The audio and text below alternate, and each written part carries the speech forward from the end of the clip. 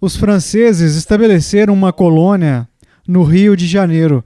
Na época era chamada de Baía de Guanabara. E havia vários católicos romanos que estavam envolvidos nessa colonização, mas havia também uma série de huguenotes. E muitos destes huguenotes eram pastores treinados por Calvino. Na verdade, uma das histórias pouco conhecidas a respeito de Calvino é a mente de um missionário que Calvino foi. E embora ele certamente tivesse estudantes das terras suíças que vieram para Genebra e estudaram na Academia de Genebra, debaixo do ensino dele e seus associados, havia muitos que saíram da França dominada pelo catolicismo romano e vieram para Genebra e estudaram com Calvino e voltaram para a França e levaram o evangelho com eles. E vários desses ministros e vários desses artesãos que haviam se assentado debaixo do ministério daqueles que foram treinados por Calvino se encontraram na Baía de Guanabara na década de 1550.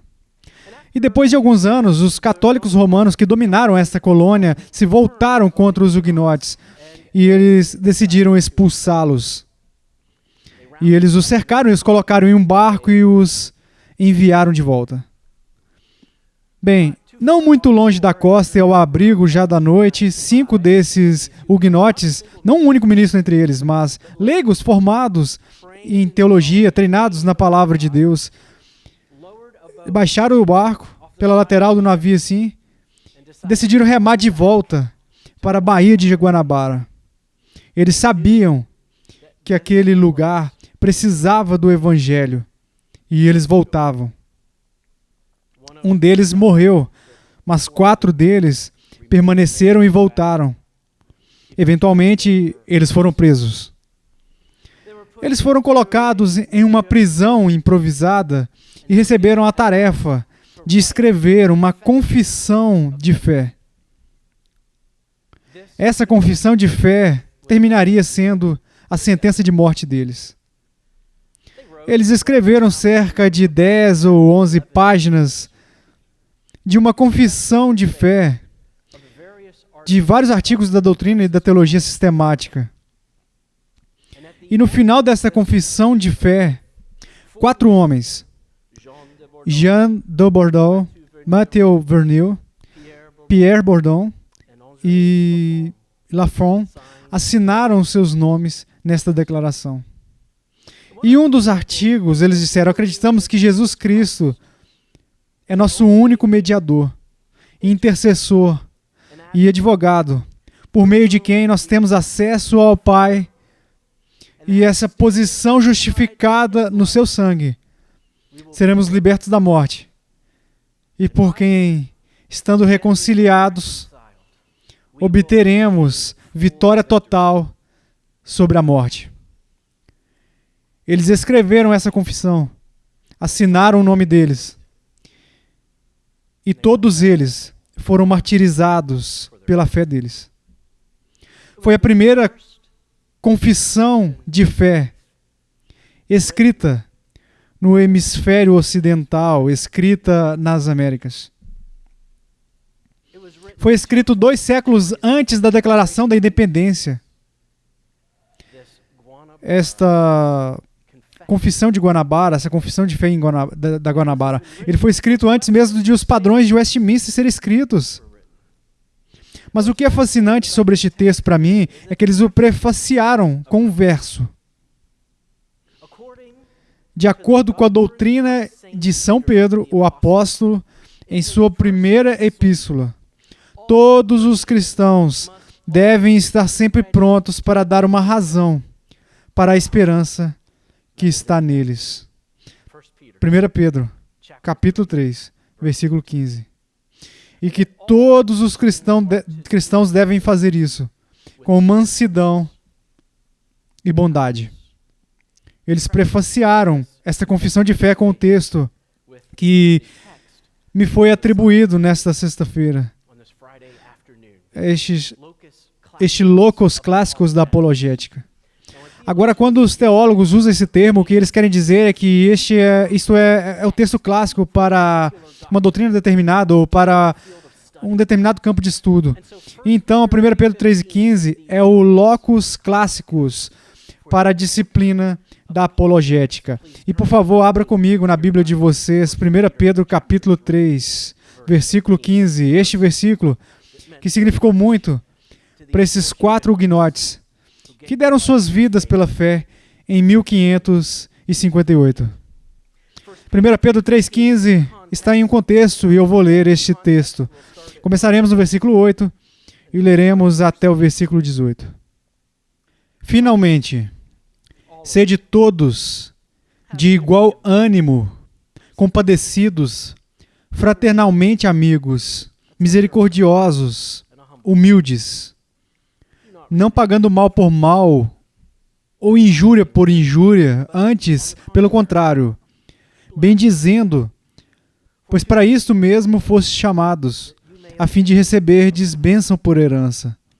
Pois quem quer amar a vida e ver dias felizes, refreie a língua do mal e evite que os seus lábios falem dolosamente. Aparte-se do mal, pratique o que é bom, busque a paz e empenhe-se por alcançá-la. Porque os olhos do Senhor repousam sobre os justos, e os seus ouvidos estão abertos às suas súplicas. Mas o rosto do Senhor está contra aqueles que praticam males.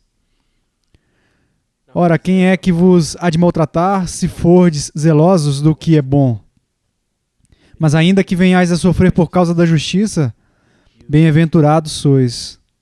Não vos amedronteis, portanto, com as suas ameaças, nem fiqueis alarmados. Antes, santificai a Cristo como Senhor em vosso coração, estando sempre preparados para responder a todo aquele que vos pedir razão da esperança que há em vós, fazendo todavia com mansidão e temor, com boa consciência, de modo que naquilo em que falam contra vós outros, fiquem envergonhados os que difamam o vosso bom procedimento em Cristo.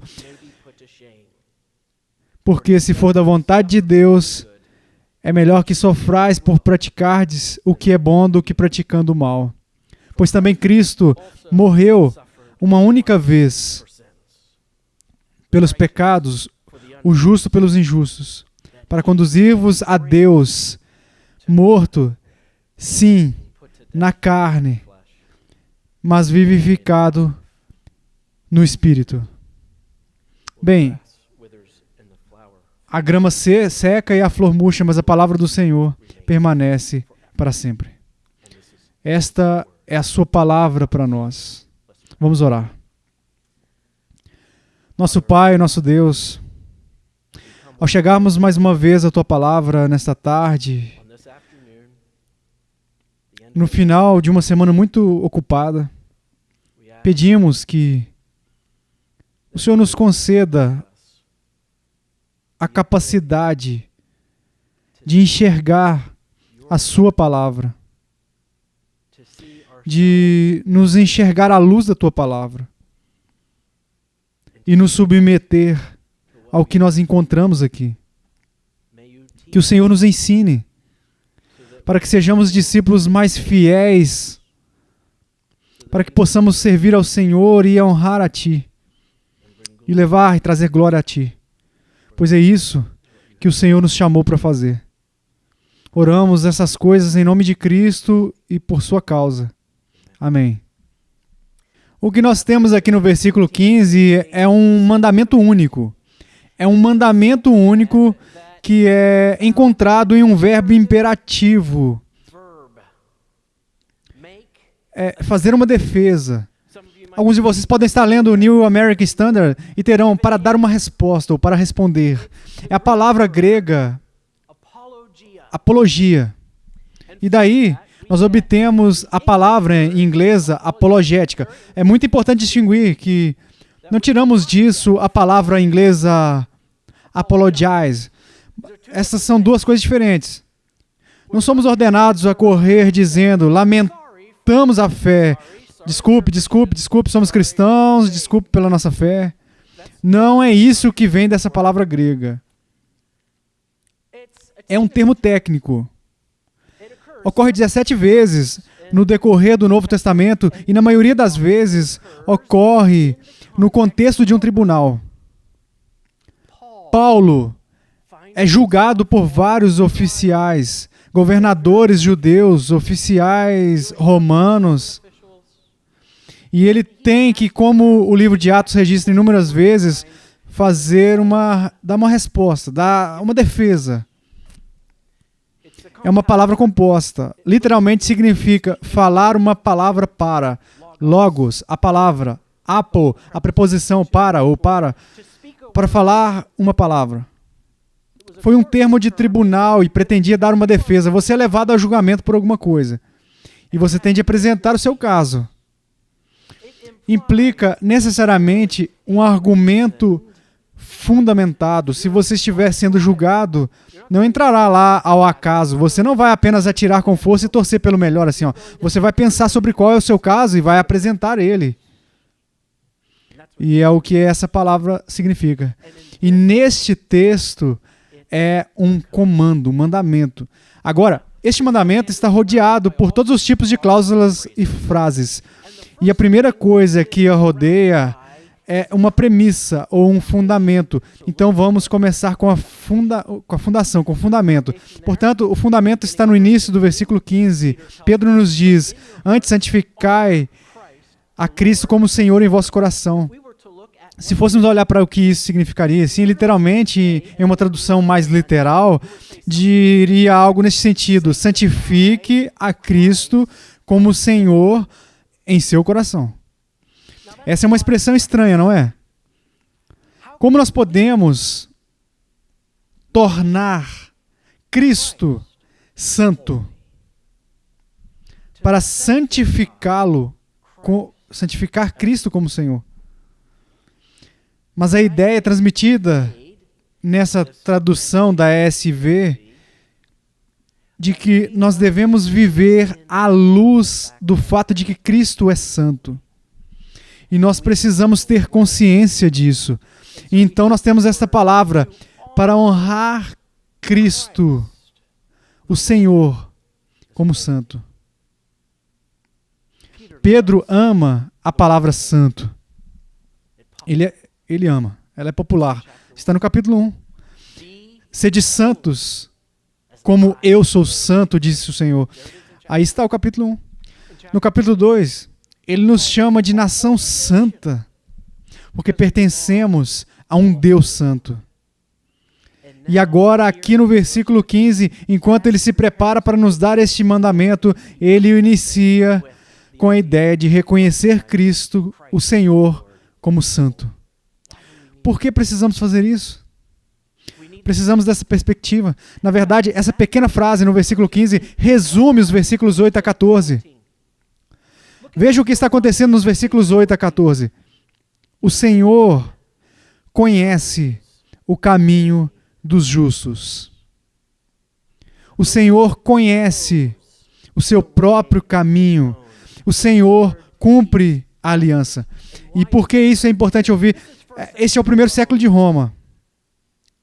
E é o que tudo indica, os cristãos estão perdendo. Eles são uma minoria. Eles são marginalizados. É mais provável que sejam presos do que ocupem um lugar de destaque na cultura.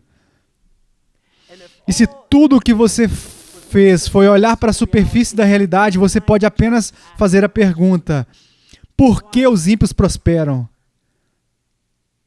E os mansos certamente não herdam a terra. E então nós precisamos perceber que às vezes as aparências enganam, que existe uma última realidade além do que nós podemos enxergar, e que nós podemos ficar tão presos no horizonte imediato que nós perdemos a nossa perspectiva e nós ficamos um pouco ansiosos e um pouco assustados. Então nós temos uma crise de confiança no Evangelho e em Deus. Sentimos que nós estamos perdendo. Mas o Senhor conhece o caminho dos justos. Então, nas nossas mentes, nos nossos corações, nós devemos começar a partir dessa perspectiva de quem é Deus. E isso coloca tudo, mesmo a Roma do primeiro século e até a cultura americana do século 21, no seu lugar, para lembrar e honrar que Deus é santo. Isso nos dá a estabilidade, o lastro, para sermos capazes de enxergar o que está no horizonte da perspectiva adequada e sermos capazes de nos envolver no que está diante de nós sem medo, sem ansiedade, sem crise de confiança. Então este é um fundamento muito importante, que Deus conhece o caminho dos justos. E então o que nós temos a temer? Você entende? Isso no versículo 14. Não tenha medo. Você tem visto um soldado romano ultimamente? Você viu um centurião? Eu ficaria com medo. Se eu fosse o Dr. Godfrey, não teria medo. Mas eu teria medo. E o que Pedro disse? Não tenha medo deles. Não tenha medo deles. Esses pretensos perseguidores que exercem poder, que têm influência. Não tenha medo. Por quê? Porque Cristo é o Senhor. Cristo é o Senhor. César não é Senhor. Cristo é o Senhor. Considere-o como santo, honre-o como santo. Então essa é a nossa base.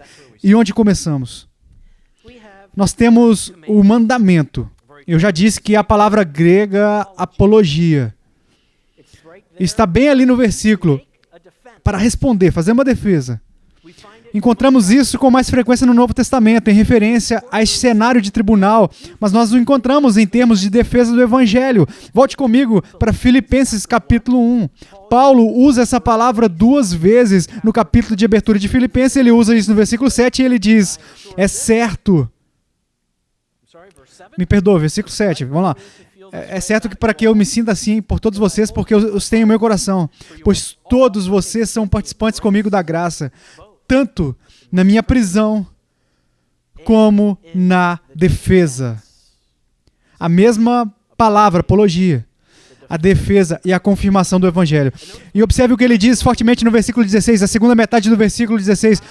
Eu estou aqui.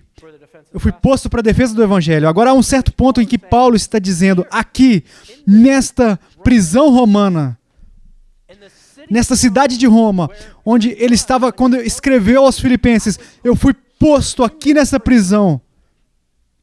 Não porque sejamos meros peões nas mãos de oficiais romanos, mas porque eu estou aqui, eu fui posto aqui pela defesa do Evangelho, eu estou aqui em Roma.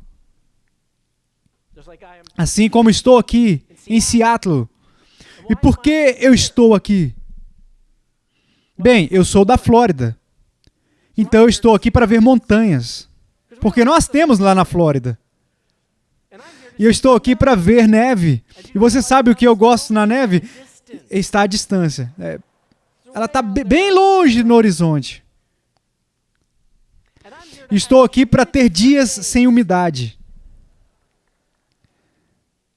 Agora, por que nós estamos aqui? Nós estamos aqui para encorajar uns aos outros na defesa da fé. E é isso que Paulo diz. Eu estou aqui nessa prisão, mas eu gostaria de pensar nisso de uma forma mais ampla do que está acontecendo aqui em Filipenses 1, versículo 16. Acho que essa é a declaração de missão da vida de Paulo. O que faz você se levantar de manhã, Paulo? Eu estou aqui pela defesa do Evangelho. Apologética. Chamamos Paulo de apóstolo. Ele era um apologista. Ele era um defensor da fé. É por isso que ele estava aqui. Então voltamos a 1 Pedro. E nós temos este verbo principal, é o mandamento. Acho que em um ponto, eu vi um livro que alguém escreveu por aí chamado Somos Todos Teólogos. Também sinto muita falta dele. Porque época disse que ele deveria escrever uma sequência de acompanhamento e ele deveria chamar todo mundo um apologista. Porque nenhum de nós escapa deste mandamento em 1 Pedro capítulo 3, versículo 15. Pedro não reúne os presbíteros da igreja e diz aos presbíteros: vocês estão treinados, você está sempre pronto para dar uma resposta. Não há nada específico na audiência deste versículo. É um público muito genérico. É muito plural. E se todo mundo é teólogo, eu acho que isso é verdade. Todo mundo é um apologista. Então, como todo mundo talvez não seja o melhor teólogo que pode ser, então nós estudamos e nós nos esforçamos para sermos melhores teólogos, mais fiéis à palavra de Deus e mais fiéis no culto da igreja, no serviço. Então também podemos ser melhores apologistas. Então vamos ver o que Pedro tem a dizer, porque ele envolve este verbo principal com um número de cláusulas que ajudam a eliminá-lo para nós. E em torno desse verbo principal encontramos o quando, o quem, o que e o como. Então, primeiro, o quando. Eu não gosto do quando. O quando é sempre. Eu não gosto de sempre. Que tal às vezes? Na maioria das vezes. Não. Sempre. Sempre pronto. O latim aqui é semper paratus. Agora, está aqui alguém da guarda costeira? Este é o seu momento. Esta é a sua frase, o seu slogan. E vem de 1 Pedro capítulo 3, versículo 15. Sempre preparado. Sempre pronto. Sempre paratus. Não sei se vocês conhecem o nome de Francis Granke. Francis Granke nasceu em 1850, escravo. Ele se tornou propriedade do seu meio-irmão branco, que o tratou muito mal. E ele tentou fugir. Ele foi pego. Mas depois da Guerra Civil, ele foi liberto. Ele foi para Lincoln University, na Pensilvânia. Ele recebeu seu diploma de bacharel em 1870 e de 1875 a 1878 ele estudou em Princeton, no seminário teológico. Agora, o que é significativo sobre esses 3 anos, de 75 a 78, é que foram os últimos 3 anos de mandato de Charles Hodge em Princeton. O que significa que Francis Granke foi do último grupo de alunos a ter Charles Hodge ensinando teologia por todos os 3 anos do seu seminário. Ele passou a pastorear igrejas, principalmente em Washington, D.C., por um breve período em Jacksonville, Flórida. Por mais de 50 anos, ele foi um ministro fiel do Evangelho. Por ocasião do aniversário dele de 50 anos de ministério, ele escreveu isso. Estamos no final dos anos 1920, é a era de Machen.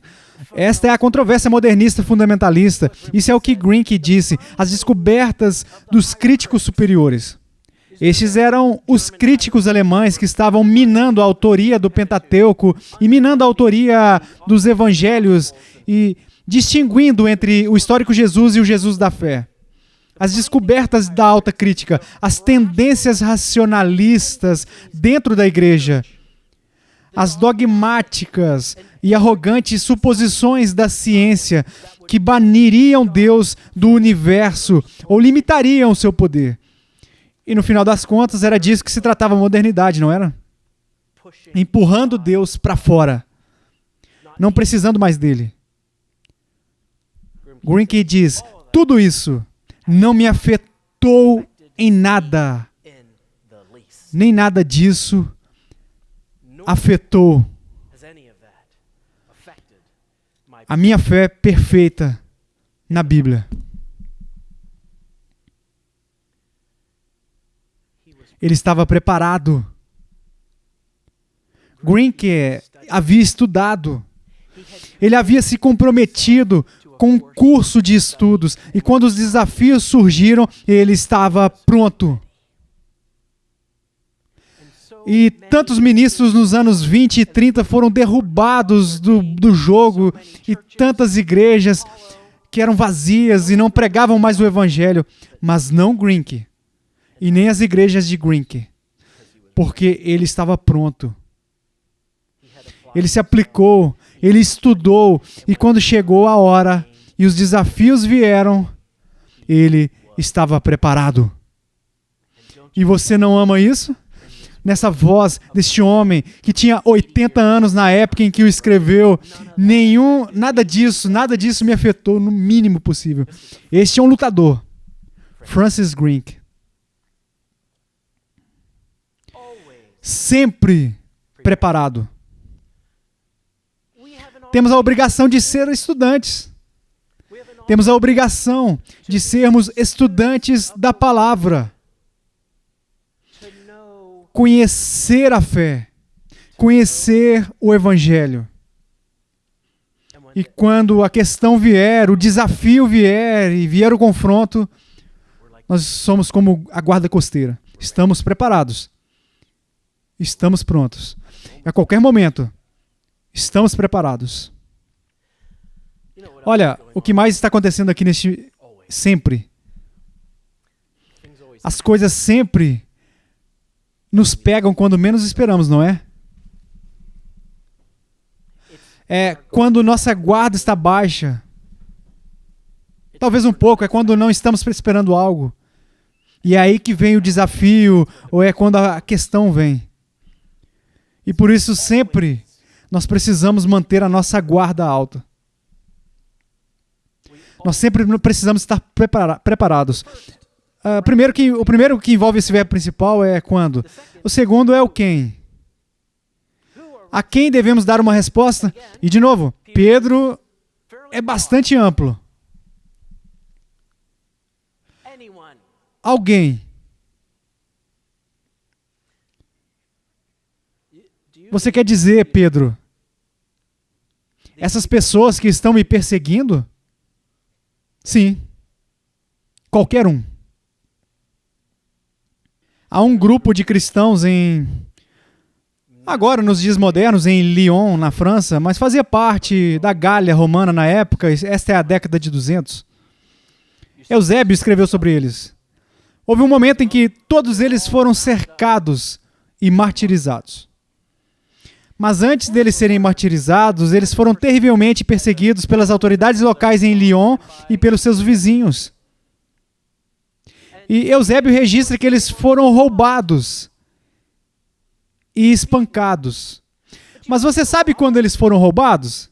Você é esperto. Pense sobre isso. Quando eles foram à igreja. Os vizinhos sabiam o que eles estavam fazendo no dia do Senhor, e os vizinhos viam eles indo para a igreja, eles sabiam quanto tempo eles ficavam na igreja e quando eles iam voltar para casa. Então eles entraram e roubaram. Todo aquele.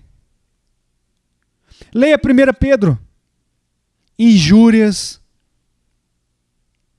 Pessoas que fazem mal a você. Todo aquele. Todo aquele. Bem, há também o quê? O que para que devemos dar uma resposta? Pedro usa uma palavra substituta fascinante, não é? Esperança. Ele poderia facilmente ter dito: estejam prontos para fazer uma defesa do Evangelho. Ele poderia ter dito: pela alegria que está em vós. Mas ele diz: esperança. Pela esperança que há em vós. Eu acho que ele vai direto para a experiência de ser um cristão, por causa de quão palpável isso seria neste contexto. Vamos representar o cenário. Esses cristãos estão sendo perseguidos. E mesmo no processo de perseguição, eles estão esperançosos. Isso não faz sentido. Isso é irracional. Então um romano dirá: o que está acontecendo com você? Você está marginalizado. Por causa da sua fé cristã, você será limitado em quão longe você pode ir na carreira e etc. E você tem esperança? Isso não faz sentido. Por que você teria esperança? O que é isso sobre você? Você entende? É por isso que acho que Pedro usa essa palavra, a esperança, da esperança que há em vós. Não apenas atinge a experiência ou o resultado do evangelho, mas é muito contente neste momento e neste contexto em que esse texto foi escrito. Isso é exatamente o que João faz em 1 João capítulo 3. Todo aquele que tem essa esperança nele se purifica a si mesmo. João usa a palavra esperança como um substituto para o evangelho. E aqui Pedro está usando a palavra esperança como um substituto para o evangelho. Mas é isso que nós devemos defender. É para isso que nós devemos dar uma resposta. É o evangelho, é o evangelho, é o evangelho. É a palavra de Deus. De novo, é assim que nós somos preparados pelo estudo da palavra. Pela palavra se tornando parte de nós. Um dos meus momentos favoritos na vida de Lutero foi quando ele era monge em Erfurt. Isso foi antes de Wittenberg. Isso é antes das 95 teses. Ele estava em Erfurt como estudante, um monge. Ele teve um momento de tempestade. Ele dedica sua vida a ser um monge. E no meio da noite, bate na porta do mosteiro agostiniano de Erfurt e se torna um monge. É uma época horrível. É uma época horrível para Lutero. É uma cidade encantadora, Erfurt. Pequenos riachos e cursos de água assim que atravessam os paralelepípedos e edifícios e uma catedral na colina. É uma época horrível para Lutero, essa charmosa cidade de atração turística. Um tempo de ansiedade. Um tempo de luta. Oh, mas há algo que aconteceu em Erfurt que não podemos perder. Pela primeira vez na vida de Lutero, ele segura uma Bíblia completa em suas mãos. Em 1514, em Erfurt. Por que nós devemos dar uma resposta e defender o Evangelho? Porque o Evangelho e a Palavra de Deus são a única coisa que tem o poder. O poder para transformar vidas. O poder de tirar as pessoas das trevas para a luz. O poder de nos transformar. E nós podemos nos apegar a tantas coisas, até mesmo coisas valiosas que para nós fazem parte de uma parcela de uma cosmovisão cristã, mas não é isso que nós somos chamados a defender. Para aquele que está nos pedindo esperança, deles o Evangelho. Esse é o poder. Deles a palavra de Deus, esse é o poder. Não estamos apenas defendendo um estilo de vida. Não estamos defendendo uma subcultura. Estamos defendendo o Evangelho, a palavra de Deus.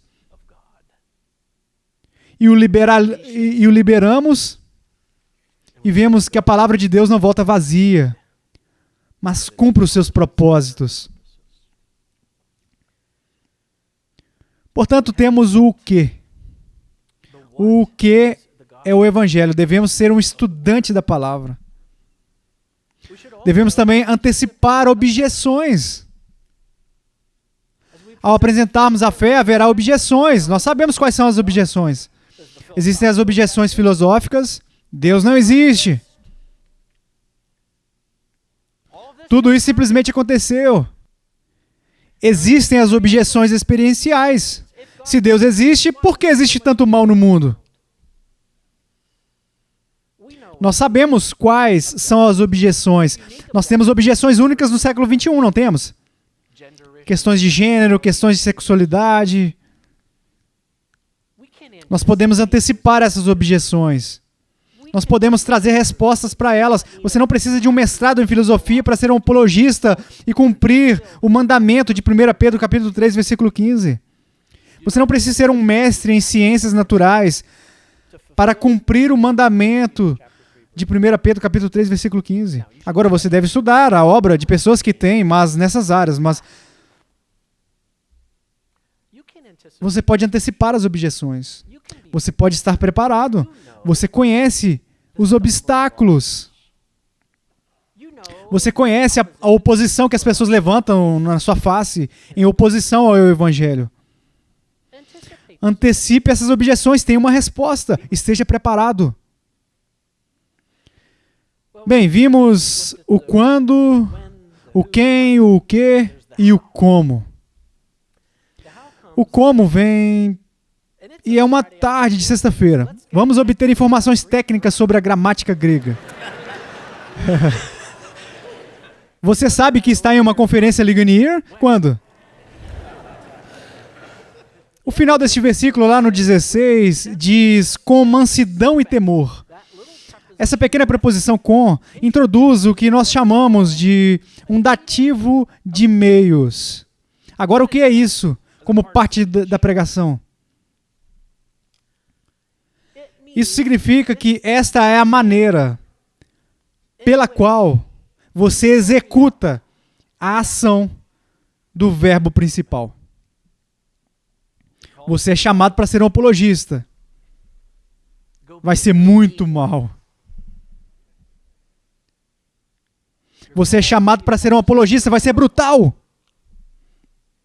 Seja manso. Seja manso. Quer dizer, manso com pessoas que são seus perseguidores reais e potenciais, é isso? Sim, manso. Então, e eu acho que isso é um desserviço, essa tradução. Eu amo a Crossway, mas acho que eles não entendem bem aqui, enfim. Respeito. Vá até o capítulo 2, versículo 17. Honre a todos. Veja o capítulo 2, versículo 17. Honre a todos. Ame os irmãos.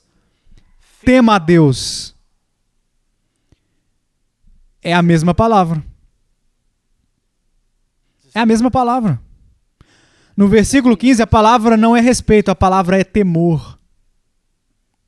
Reverência. A mesma palavra. Você pode deixar isso descer um pouco mais, afundar? A mesma palavra que é usada para expressar como nos relacionamos com Deus. É a palavra que Pedro usa para nos dizer os meios pelos quais nós damos uma resposta pela fé. Não apenas mansidão, mas um respeito que é marcado pela reverência. Isso é uma virada de jogo, não é? Não é simplesmente conhecer qual é a verdade. É como nós apresentamos a verdade. Está cada vez mais difícil, não é? É cada vez mais difícil ser cativante. É cada vez mais difícil ser manso, gentil. Nós sabemos que isso é verdade. Apenas por termos convicções cristãs, somos o inimigo, antes mesmo de abrirmos nossas bocas. Isso é difícil. Sempre preparado, isso é difícil. Para qualquer um, isso é difícil. Com mansidão, isso é difícil. Com temor, isso é muito difícil. Se não estivermos fazendo isso, não estamos seguindo o mandamento. Se não estivermos cumprindo o mandamento da maneira que nós devemos cumpri-lo, não estamos seguindo o mandamento. Poderíamos ter todas as respostas certas, mas não estamos seguindo o mandamento. Com mansidão e respeito. Esse respeito vem de reconhecer as pessoas como a imagem de Deus. Reconhecer as pessoas como irremediavelmente perdidos. E também vem de lembrar que uma vez nós também estávamos perdidos. Esquecemos que em um ponto éramos hostis ao Evangelho e éramos filhos da ira. E nós deslizaríamos nosso caminho para fora de qualquer maneira que pudéssemos, mesmo que significasse negar a verdade, mesmo que significasse rebaixar aqueles que proclamam a verdade. Nós também criticamos aqueles que proclamam o Evangelho. Nós nos esquecemos disso, não é? Portanto, precisamos nos lembrar quem são essas pessoas na perdição delas e dar a elas uma resposta com mansidão e com respeito. Pedro também, e às vezes não vemos o versículo 16, apenas olhamos o versículo 15 quando falamos sobre apologética, mas o versículo 16 completa o pensamento. E o versículo 16 prossegue dizendo, com boa consciência, de modo que naquilo em que falam contra vós outros. Eu amo isso. Não se. Quando? Quando você for caluniado. Aqueles que insultam o seu bom comportamento em Cristo podem ser levados à vergonha. Se você não tem um bom comportamento em Cristo, adivinhe. Não é uma metáfora muito cristã, mas todas as apostas estão canceladas. A conduta do apologista está na mente de Pedro, tanto quanto a atividade de engajamento na apologética. Não é apenas a apologética, é o apologista. Agora aqui está a beleza disso. Apesar das nossas fraquezas, deficiências e incapacidade de viver até todo esse mandamento e tudo o que o cerca, Deus ainda salva.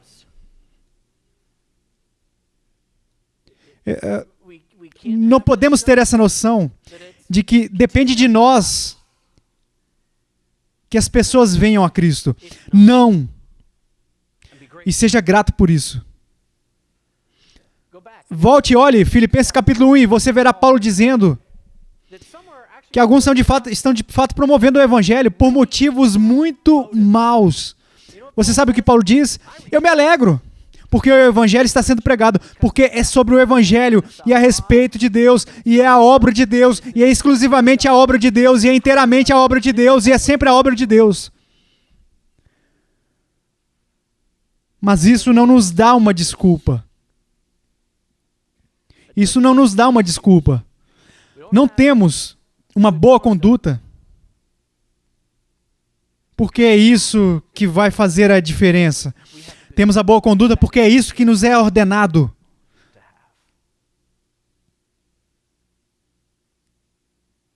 A palavra de Deus cumprirá, o Evangelho prevalecerá, o Evangelho terá sucesso, porque é a obra de Deus. Não depende de nós para o sucesso. Não. Mas fazemos essas coisas porque são mandamentos para serem cumpridos. E nós reconhecemos a importância de ter uma vida que corresponda à mensagem, porque são mandamentos ordenados a serem cumpridos. Volte e leia os primeiros versículos do capítulo 3, aí você enxerga o que Pedro ordena às esposas que vivem com os maridos descrentes. Sim, ensine eles a verdade, mas também a sua conduta. A sua conduta, a sua conduta, a sua conduta. É importante. E devemos reconhecer que é importante. Bem, tivemos o quando, o quem, o que, o como. Nós podemos conversar um pouco sobre o porquê. Por que isso é tão urgente? Bem, nós ouvimos isso na mensagem anterior. É urgente porque o que está em jogo aqui é o Evangelho. E sem Evangelho, as pessoas perecem. Observe o versículo 18. Pois também Cristo morreu uma única vez pelos pecados. O justo pelos injustos. Eu amo como Pedro pode ser conciso. Olha, que se fosse Paulo, ele levaria 20 versículos para explicar isso. Pedro resume o evangelho em um punhado de palavras ali. Ó. O justo pelos injustos. E é isso que o evangelho é. Este é o evangelho que proclamamos. Às vezes ouvimos isso. Chegamos a Deus de mãos vazias. Chegamos ao evangelho de mãos vazias. Não, nós não. Viemos com as mãos cheias de pecado e desprezo vil. Não viemos nus diante de Deus, viemos vestidos com trapos de pecado. E Cristo pegou isso, e Ele tomou isso, como nosso fiel sumo sacerdote, e Ele levou aqueles trapos e os colocou sobre si mesmo. E Ele não vacilou, quando o cálice da ira de Deus foi derramado sobre Ele. E Ele toma o seu manto justo, a vestimenta branca, imaculada da sua justiça, e Ele nos envolve nele. E Ele nos apresenta ao Pai. Esse é o Evangelho. E sem Ele, nós não temos esperança. E sem Ele, eles não têm esperança. É por isso que isso é tão urgente. Somos chamados a proclamar a fé, também somos chamados a defender a fé. E é um mandamento. E eu acredito que todos são apologistas. E é por causa da verdade do capítulo 3 de 1 Pedro, versículo 18. É por causa do Evangelho. E o que o Evangelho faz? O Evangelho, olhe para ele, nos conduz a Deus. Isso nos traz para casa. Isso nos leva ao nosso Pai Celestial. É um comando. Não é um mandamento que devemos usar como um fardo. É um mandamento que devemos assumir como um grande privilégio. E abraçar ele com uma alegria e com desejo.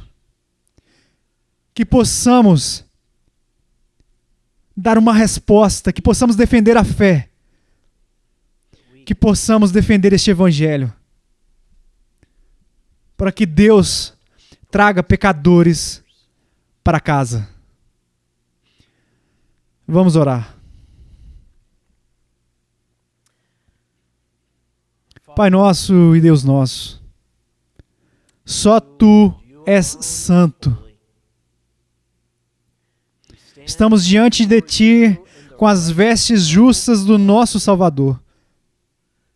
Por Sua graça, nos permita estar sempre prontos para defender e contender pelo Evangelho. De obediência à Sua palavra e para a Sua glória. Amém.